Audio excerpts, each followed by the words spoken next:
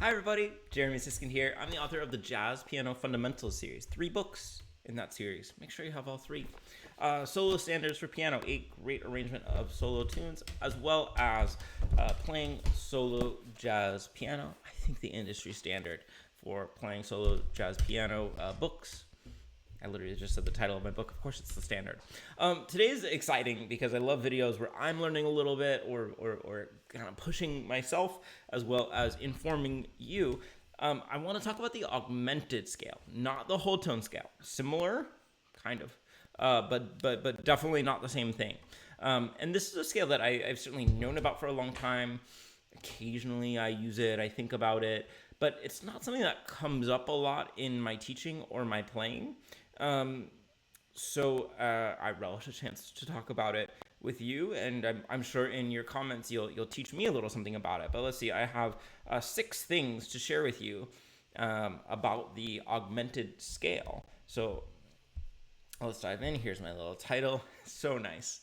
The augmented scale. So the first thing to know, what is the augmented scale? It's a 6-note scale, and the scale consists of an augmented triad plus, so that's 3 notes in the augmented triad. If we're doing C augmented, oops, it jumped on me.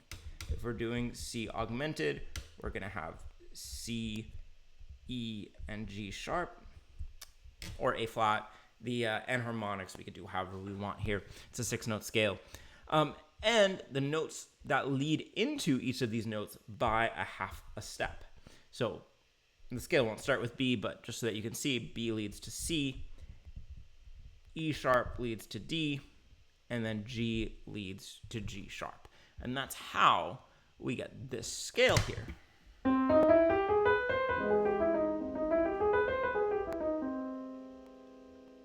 Okay, and notice how it is different than the whole tone scale. Well, so first of all, intervallically, whole tone scale consists totally of whole steps. This scale alternates between 2 different intervals, a minor third, or we could call it an augmented second, depends how we notate it. But let's call it a minor third and a half step, a minor third and a half step. So both scales are dividing, they're hitting this interval of a major third, so that they're hitting all the notes of an augmented scale, but they're just dividing between that in different ways. The whole tone scale divides evenly, and it goes C, D, E, F sharp, G sharp, A sharp, C, whereas the augmented scale does so less even. Listen to this again.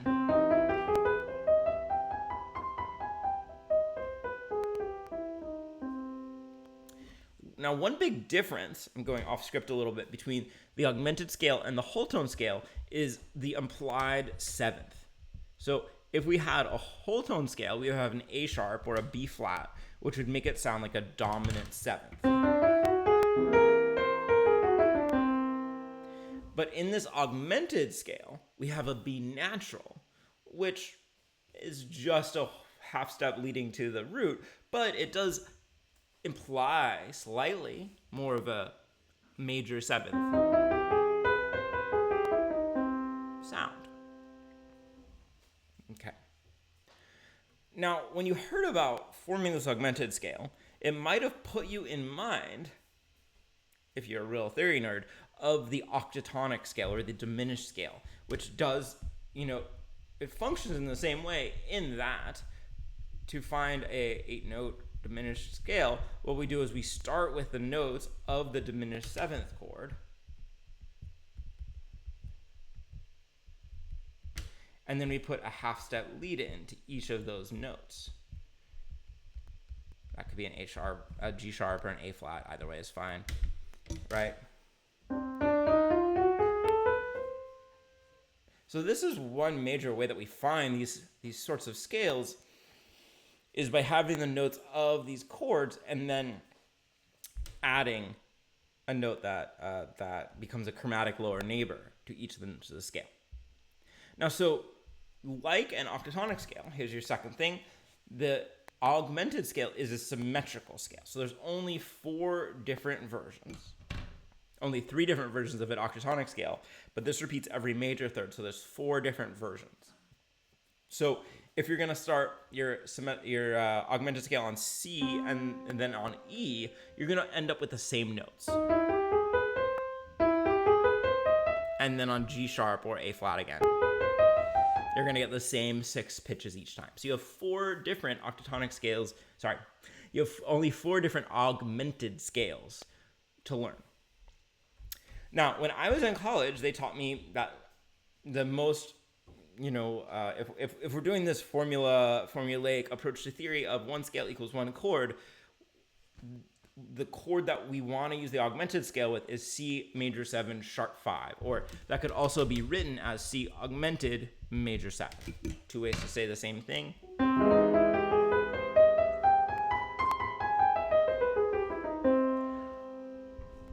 I think that works just fine. I think also, if we just saw C+, we could use either the wholetone scale or the octatonic scale. And I'm totally fine with a C7 sharp 5 or a C augmented 7.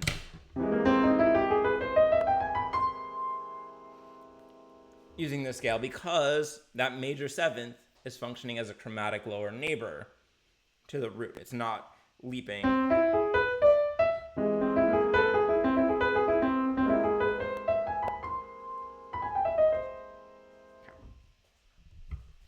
So, but the most natural kind of place to use this is with a C major 7 sharp 5, because you can't really use the wholetone scale there because of the difference of 7ths. Okay. Now, I always encourage students when they're learning scales to not really learn them so much up and down, but to figure out what kind of triads you can fit or you can create out of the scale. So one thing that's cool about this scale is you can create an augmented chord starting on any note of this scale. So if I'm thinking about this in C, I could create C augmented. All right, and E flat augmented is still staying within that scale. E augmented, G augmented, A flat augmented, B augmented.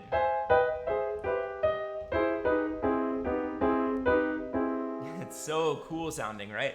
This combination of these different augmented chords. But we can also find 3 major chords. One starting on each of the notes of the augmented triad. So in this case, C major, E major, and A flat major. And we can find 3 minor chords. Similarly, starting on each of the notes. It sounds so sinister, right? That's like straight out of Film Score 101.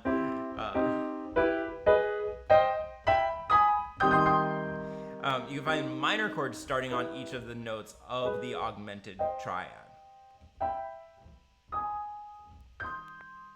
So these are pretty cool things to experiment with and combine. So just to remind you, let's read that one more time. You can start an augmented chord from any note of that augmented scale. It's going to stay within the scale. Or you can find 3 minor, I didn't mean 7th chord, minor triads and 3 major triads. That's corrected. All right, great. Number 5. So you can use this with any chord that has an upper structure of the augmented triad. And this is where it gets much more interesting, because we don't necessarily see a C major 7 sharp 5 that much. But we can find a lot of chords with this augmented triad somewhere within it. And I made a little list. So let's start with the first column. So minor major 7th chord. So F minor major 7 has a C augmented triad. And this is going to be true of everything in these major, anything that's related by major thirds to the original. So if F minor 7 works, A minor major 7 is going to work. And D flat minor major 7th is going to work because of this symmetrical property of the scale.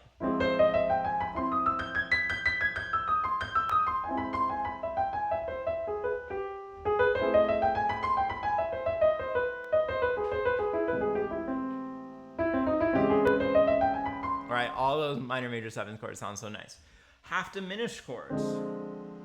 If we take the 5th, 7th, and the kind of raised or upper ninth of these half diminished chords, we're gonna get that same augmented triad. Right, so here's D half diminished, D, F, A flat, C. And then same thing here, F sharp half diminished.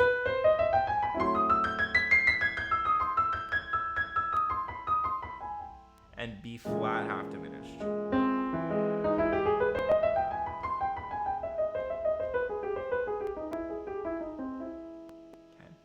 Now, dominant 7th chords.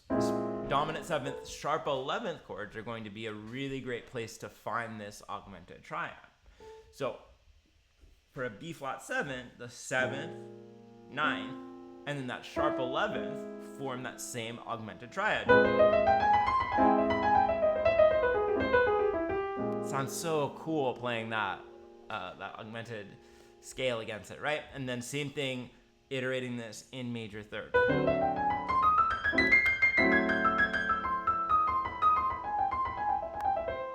D7 and F sharp 7, sharp 11. Okay. The next two might be a little bit more obscure, but a sus chord with a flat 9 is going to have that flat 9th, 11th, and 13th making an augmented triad.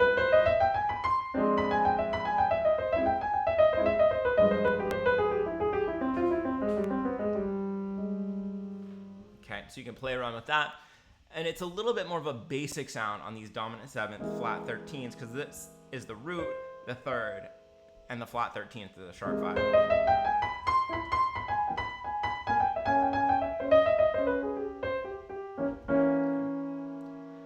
Now, you probably figured this out by now, but number 6 just says this is creating a mystical, modern, magical sound to me. If I'm playing an introduction, for instance, and I want to, maybe I'm playing a tune like Stardust, and I want to create this kind of fairyland sound. Just playing the notes of this augmented scale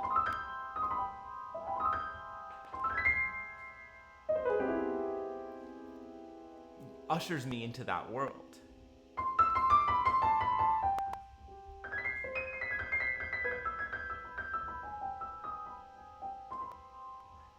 Right? So, you can use this to improvise, and I really associate this scale strongly with Chick Corea. I think he uses this combination of intervals quite a lot, of the minor third plus a half step. I don't necessarily hear him using the scale wholesale, which leads me to my last idea, which I haven't written down yet. I wasn't sure if I was going to talk about it, but hey, if you've stuck with me in the videos this long, then you must be interested, right? So here's just an idea I had. It's not supported by any jazz theory method, including my own. But we could think about combining parts of octatonic and augmented scales, because these do share DNA in some ways, as we talked about. So for instance, I just like to think about, what if we did our octatonic scale up to here, and then our augmented scale from there to the end. So this is octa, and this is augmented. You can't really see that. Let me do a better job here.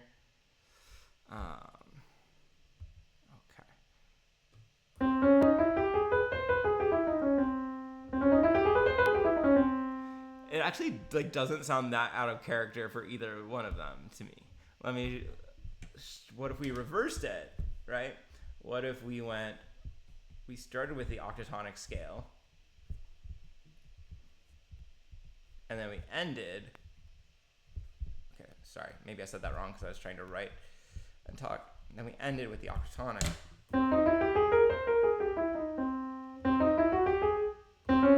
I did that so badly on so many levels.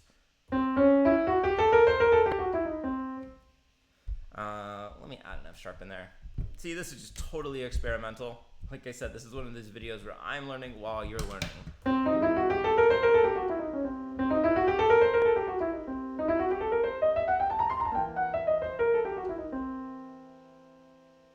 So this is, oops, you can't even see that. I'm learning how bad I am at being a YouTuber. Hate that word. But here's what I'm doing. I'm doing 4 notes of the really just 3 notes of the augmented scale, followed by the next 5 of the octatonic scale to form a different sort of a scale. I guess that's really just skipping 1 note of the octatonic scale, but it sounds a little bit different because it has the major third to half step ratio.